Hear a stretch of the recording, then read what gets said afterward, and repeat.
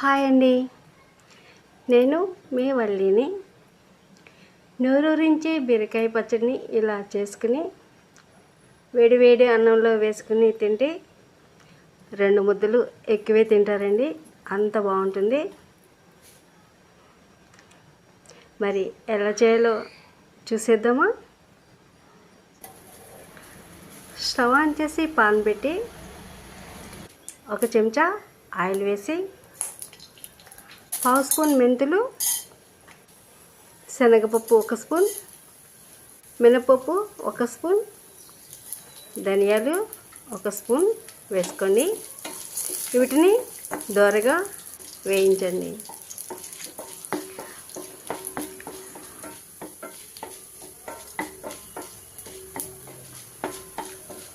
మినపగుళ్ళు కంటే కూడా పొట్టు మినపప్పు టేస్ట్ సూపర్ ఉంటుంది. ఇలా వేయించుకున్న ఈ పప్పుని ఒక ప్లేట్లోకి తీసుకోండి.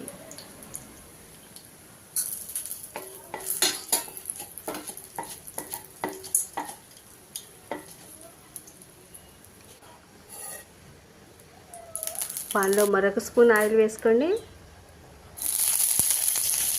10 వరకు పచ్చిమిర్చిని మధ్యలో ఘాటు పెట్టి వేయించుకోవాలి.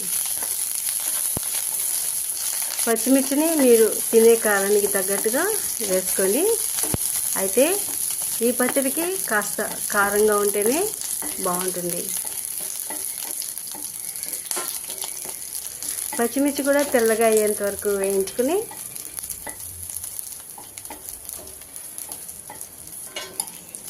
వీటిని కూడా ఒక ప్లేట్లోకి తీసేసుకోండి. ఇప్పుడు నేను చెక్కి తీసిన బీరకాయలు తీసుకున్నానండి. తొక్కు లేకుండా బీరకాయలని ఈ విధంగా ముక్కలుగా కట్ చేసుకుని నేను 1/2 కిలో వరకు బీరకాయలను తీసుకున్నాను. వీటిని అందులోని వాటర్ అంతా డ్రై అయిపోయినంత వరకు వేయించుకోండి. తొక్కు లేదు కాబట్టి చాలా త్వరగానే మగ్గిపోతుంది. రుచికి సరిపడా ఉప్పు, కొద్దిగా పసుపు కూడా యాడ్ చేసుకుని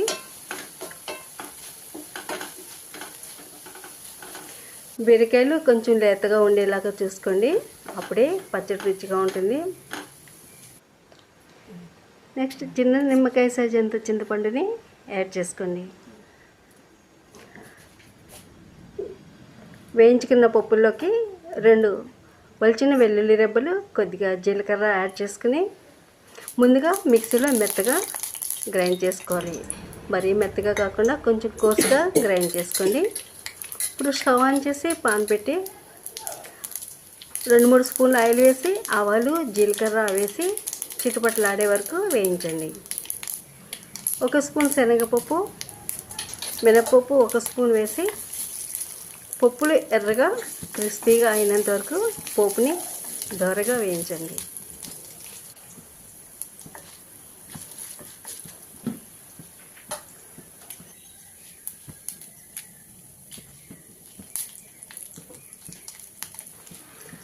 ఒకటి ఎండుమిర్చి, దంచిన వెల్లుల్లి రెబ్బలు కూడా వేసుకుని పోపుని ఈ విధంగా వేయించండి.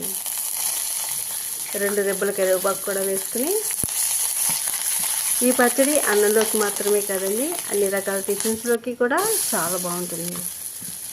ఇప్పుడు పచ్చడి వేసేసి 1 నిమిషం పాటు బాగా కలుపుకోండి.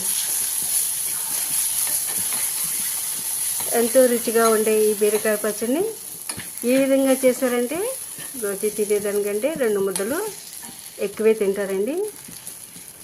నచ్చితే మీరు ట్రై చేయండి. ఈ వీడియో నచ్చితే లైక్ చేయండి, మీ ఫ్రెండ్స్ అండ్ ఫ్యామిలీ మెంబర్స్కి షేర్ చేయండి. మరిన్ని లేటెస్ట్ వీడియోల కొరకు బెల్ ఐకాన్ని క్లిక్ చేసి ఉదరాజు ఫుడ్ ఛానల్ని సబ్స్క్రైబ్ చేయండి.